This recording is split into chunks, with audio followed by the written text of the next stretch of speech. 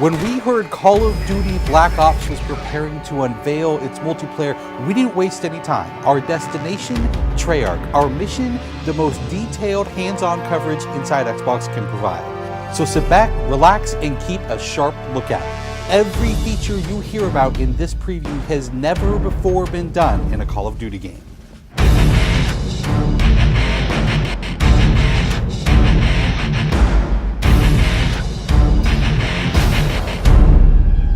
We begin where the multiplayer trailer for Black Ops left off, with theater mode.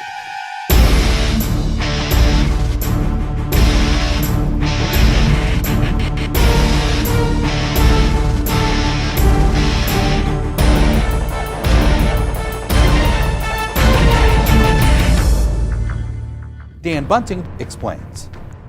You can switch the camera from any player's perspective in both first person and third person. You can detach the camera and go into free cam mode, which allows you to fly anywhere on the map, basically. It's really interesting when you pause the game and go into free cam, you just see all the particle effects just in their full glory, just frozen in time, and it makes some really awesome footage. We really want to give players the tools to be creative, make their own machinima, make their own highlight reels. Maybe they're really competitive clans that want to just capture the films from their matches and then go back and analyze what the other team did or whatever. Also brand new to Call of Duty is Black Ops' new currency system. We put the currency system into Black Ops multiplayer principally because we felt like it'd be a very interesting way to engage with all the unlocks that you've been getting. So one of the things that's really fun about currency is instead of being specifically told at a specific level what you're going to get, we're unlocking features by level, but then once the feature is unlocked, you can purchase any component of that feature with the currency directly. Of course, when you got a little currency jingling in your virtual pockets, nothing feels better than putting it on the line against your fellow players. Say hello, everyone, to wager matches. When we were developing the wager match game modes, we went through a whole bunch of ideas to find the 4 that we were going to use to ship inside the game. And really, if it wasn't people screaming in joy and frustration when they were sitting around the office playing, it wasn't good enough to be a wager match. Wager matches are all free-for-all modes, and they exist separately from the standard playlist. They include game modes like Gun Game, where you're in a race to score a kill with 20 different weapons, beginning with pistols and advancing through ever more explosive weaponry.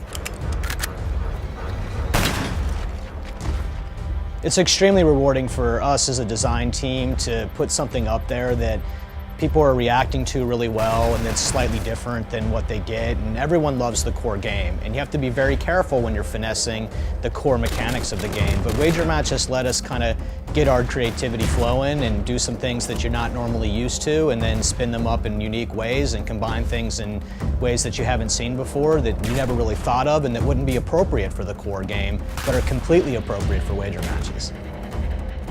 While the classic Call of Duty challenge system is still very much in place, Black Ops is also adding a new feature called contracts. Right, so if you're using the contract system, you actually have to put up a little of your own currency in order for a bigger payday. And depending on the contract, some contracts pay XP, some pay more currency, some pay both.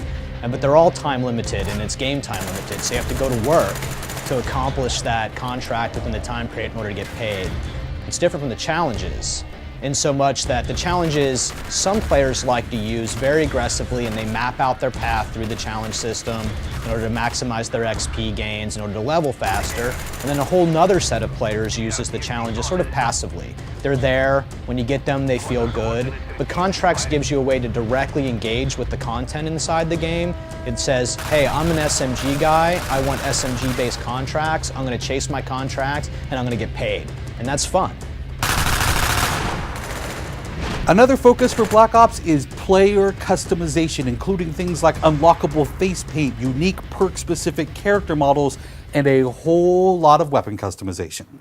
We've been we stole the line from Full Metal Jacket, this is my weapon, this is my gun, and we're chanting that around the office as sort of our mantra for this feature. Originally it started with one of our designers he just made kind of an offhand comment one day where he said, you know, I really have a certain attachment to the weapon that's my favorite. I want to make that weapon mine, and that was all it took.